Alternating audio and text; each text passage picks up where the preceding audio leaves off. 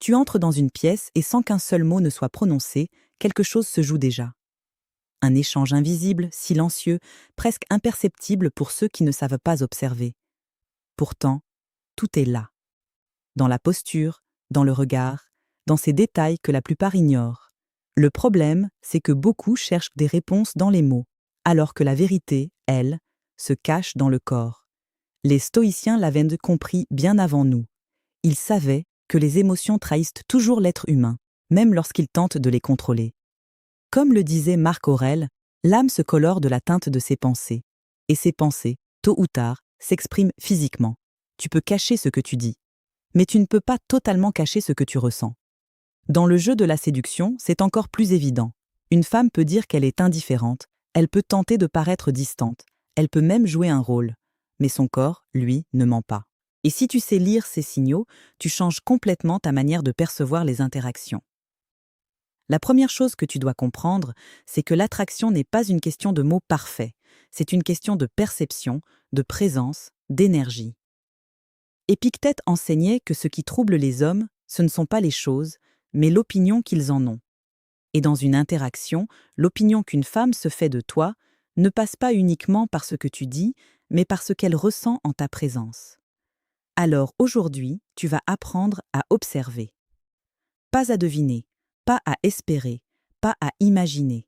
Observer avec lucidité. Observer comme un homme calme, ancré, qui ne cherche pas à forcer les choses, mais qui comprend ce qui se passe réellement. Regarde bien, parce que ce que tu vas découvrir va changer ta manière d'interagir pour toujours. Le regard, d'abord. C'est le signal le plus évident et pourtant le plus mal interprété. Beaucoup pensent que si une femme te regarde, c'est qu'elle est intéressée. C'est faux. Le regard seul ne suffit pas. Ce qui compte, c'est la manière dont elle te regarde. Un regard qui fuit constamment, qui évite le tien de façon rigide, peut traduire de la gêne ou du désintérêt. Mais un regard qui revient, même brièvement, qui accroche puis se détourne doucement, c'est différent. Là, il y a une dynamique, une tension subtile, comme si une partie d'elle voulait rester connectée, tandis qu'une autre hésite. Sénèque expliquait que les émotions agissent comme des vagues. Elles montent, elles redescendent, mais elles laissent toujours des traces. Le regard fonctionne exactement comme ça. Une femme attirée ne va pas te fixer comme un objet. Elle va naviguer entre présence et retrait. Tu dois apprendre à capter ces micro-moments, ce regard qui revient sans raison apparente, ce léger sourire qui accompagne parfois une seconde de contact visuel, ce moment où, même entourée d'autres personnes, elle semble revenir vers toi, comme si ton existence occupait une place particulière dans son esprit. Mais attention, ne deviens pas obsédé par ça. Le stoïcisme t'enseigne à observer sans t'attacher. Tu vois le signal, tu l'acceptes, mais tu ne construis pas une illusion autour de lui. Tu restes maître de ton interprétation. Ensuite, il y a la posture. C'est ici que beaucoup passent à côté de l'essentiel. Le corps parle en permanence. Une femme qui se ferme physiquement, qui croise les bras de manière rigide, qui oriente son corps à l'opposé du tien, t'envoie un message clair, même si ses mots disent autre chose. Mais une femme intéressée fait l'inverse. Son corps s'ouvre, elle s'oriente vers toi, parfois sans même s'en rendre compte. Ses épaules se relâchent. Son torse se tourne légèrement dans ta direction, même lorsqu'elle parle à quelqu'un d'autre. Ce n'est pas un hasard. C'est instinctif. Marc Aurèle écrivait que ce qui est naturel ne peut être forcé. Et l'attraction, quand elle est réelle, se manifeste naturellement. Elle ne demande pas d'effort conscient. Tu peux tester cela très simplement. Observe la direction de ses pieds. C'est un détail que peu de gens remarquent, mais qui est incroyablement révélateur. Les pieds pointent souvent vers ce qui attire l'attention réelle d'une personne. Si, dans un groupe, ses pieds s'orientent vers toi, même lorsqu'elle parle à quelqu'un d'autre, c'est un signal fort. Mais encore une fois, ne tombe pas dans l'excès d'analyse. Tu n'es pas là pour disséquer chaque mouvement comme un scientifique obsessionnel. Tu es là pour comprendre l'énergie globale. Parce que la vérité, c'est que tous ces signaux ne valent rien si toi, tu es agité intérieurement. Le stoïcien ne cherche pas à être validé. Il ne cherche pas à plaire à tout prix. Il observe, il comprend et il agit avec calme. C'est cette stabilité qui crée l'attraction la plus puissante. Beaucoup d'hommes font l'erreur de courir après des signes. Ils deviennent dépendants de l'attention. Ils analysent chaque regard, chaque geste, chaque mot, et finissent par perdre leur centre. Toi, tu dois faire l'inverse. Tu observes, mais tu restes détaché. Tu vois l'intérêt, mais tu ne t'y accroches pas. Tu comprends les signaux, mais tu ne deviens pas esclave de leur interprétation. Parce qu'au final, la chose la plus attirante n'est pas ce que tu détectes chez elle, mais ce que tu dégages toi-même. Et c'est là que tout change. Il y a ensuite quelque chose de plus subtil, presque imperceptible si tu n'y prêtes pas attention. Les mains. Peu d'hommes réalisent à quel point les mains trahissent l'état émotionnel d'une personne. Elles sont directement connectées au système nerveux et quand une émotion apparaît, elles réagissent souvent avant même que le visage ne change. Observe bien. Une femme qui joue avec ses doigts, qui touche légèrement un objet sans raison, qui ajuste un bijou, qui passe sa main dans ses cheveux de manière répétée, ce ne sont pas des gestes anodins, ce sont des manifestations d'un léger trouble intérieur. Et ce trouble, dans un contexte de séduction, est rarement négatif. Épictète disait que le corps est le reflet de ce qui se passe dans l'esprit. Lorsqu'une femme est indifférente, son corps est stable, presque neutre.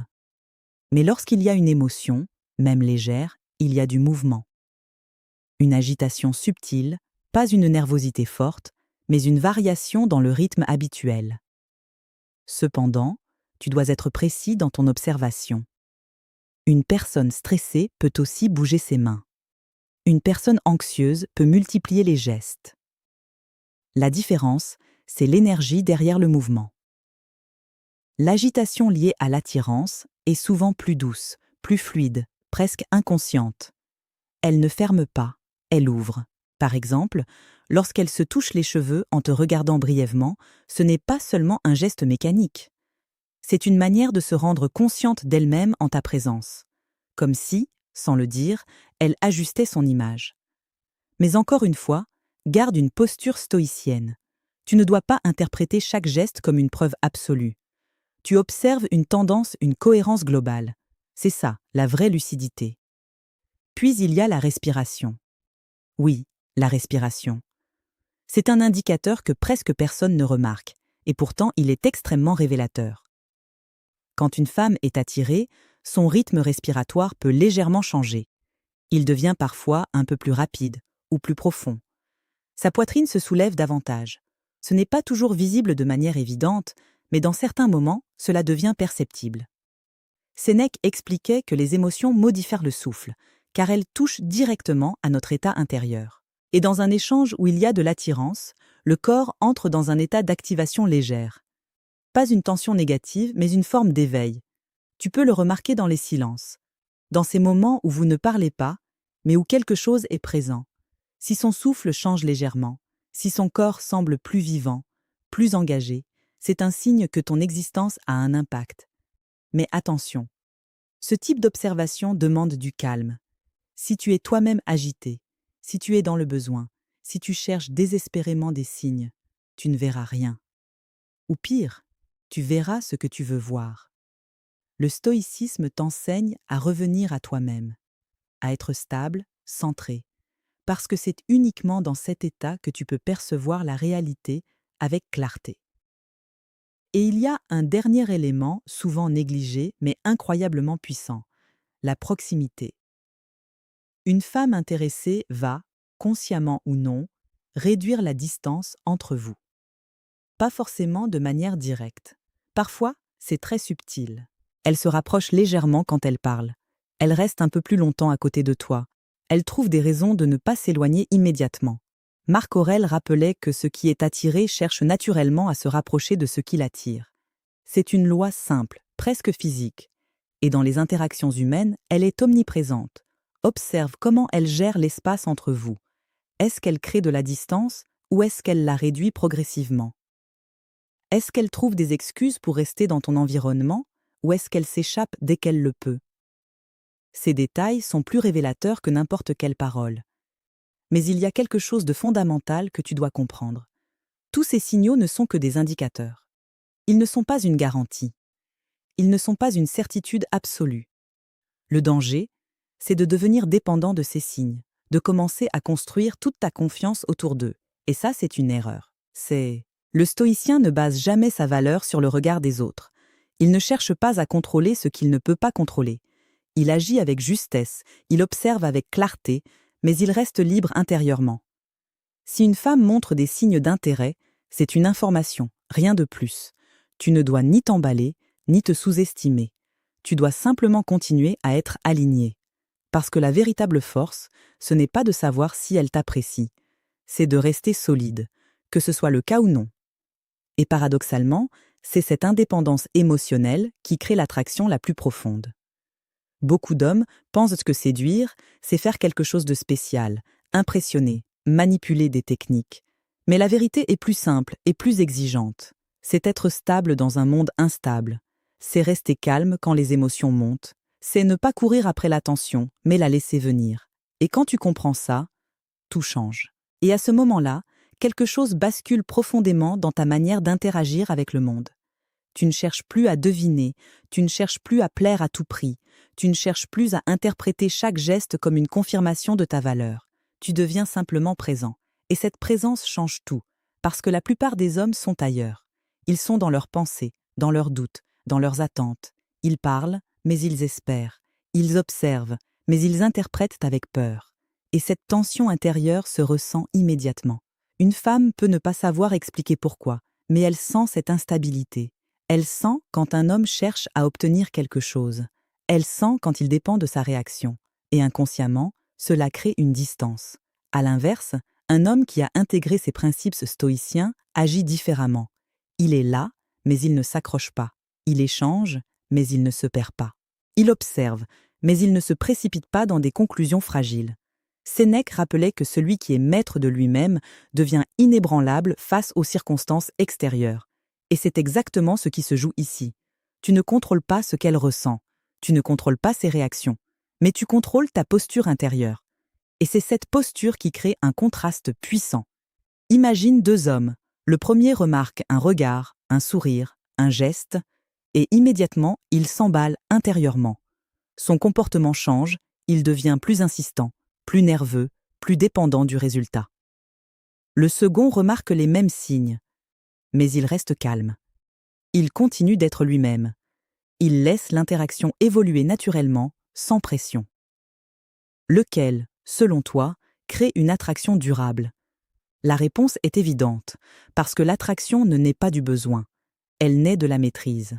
Épictète disait que la liberté commence le jour où tu cesses de vouloir contrôler ce qui ne dépend pas de toi. Et dans la séduction, c'est une vérité fondamentale. Plus tu cherches à forcer une issue, plus elle t'échappe. Plus tu es ancré, plus les choses viennent à toi sans effort apparent. C'est là que tous les signaux que tu as appris prennent leur véritable sens. Le regard, la posture, les mains, la respiration, la proximité, ce ne sont pas des outils pour manipuler une interaction. Ce sont des indicateurs pour t'aider à comprendre la réalité telle qu'elle est. Et quand tu vois cette réalité avec clarté, tu n'as plus besoin de te raconter des histoires. Tu sais quand il y a de l'intérêt. Tu sais quand il n'y en a pas. Et surtout, tu sais que, dans les deux cas, ta valeur reste intacte. C'est ça, la vraie puissance. Pas celle qui cherche à convaincre, mais celle qui n'a pas besoin de le faire. Et c'est précisément à ce moment-là que tu commences à attirer naturellement, parce que tu n'es plus en train de courir après quelque chose. Tu es en train d'incarner quelque chose. Une stabilité, une clarté, une présence. Et cette présence est rare. Très rare.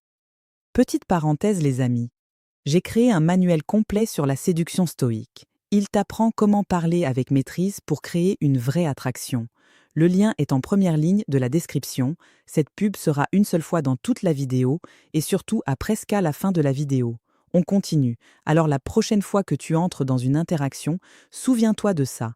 Ne cherche pas à impressionner, ne cherche pas à contrôler. Observe, ressens et reste aligné. Parce qu'au fond, ce n'est pas de savoir si elle t'apprécie qui va changer ta vie. C'est de devenir un homme qui n'a plus besoin de cette réponse pour avancer. Et si ce genre de réflexion t'aide à voir les choses différemment, à prendre du recul, à gagner en maîtrise, alors tu sais déjà ce qu'il te reste à faire. Pas pour me faire plaisir, mais pour continuer à évoluer, parce que ce chemin-là ne fait que commencer.